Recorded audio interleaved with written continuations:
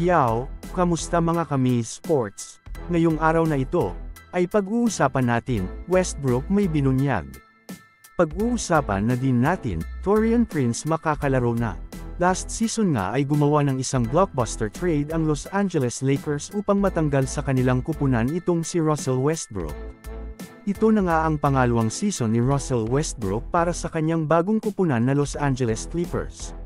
Matapos nga ang kanyang unang laban kontra sa kanyang dating kupunan na Los Angeles Clippers, ay may binunyag ito, na kung saan, ayon nga dito ay, simula nga daw na pumasok siya sa NBA, siya nga daw ay isang point guard, at mananatili nga daw siyang point guard dahil magaling siya sa posisyon na ito. Laking pasasalamat nga daw niya kay Kawhi Leonard at Paul George dahil hinahayaan siya ng mga ito, na laruin ang kanyang posisyon. Na kung saan, pasimpleng patama nga ito sa kanyang kupunan at kay LeBron James, dahil nakita naman natin noong nasa Los Angeles Lakers ito, ay hindi talaga ito masyadong nahawak ng bola, at nang dahil nga doon ay hindi sila nag-fit ni LeBron James sa iisang kupunan. Ano ang masasabi mo dito?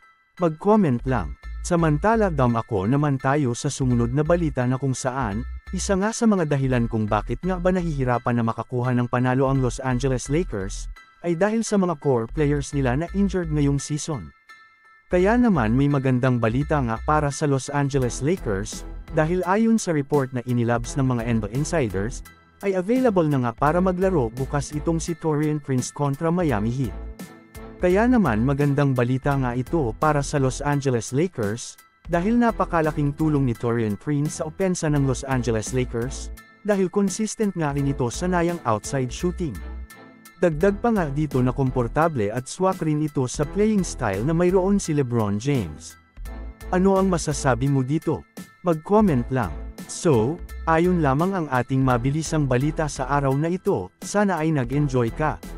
Huwag mo na ding kalimutang mag-subscribe bilang pagsuporta sa ating YouTube channel. Maraming salamat po.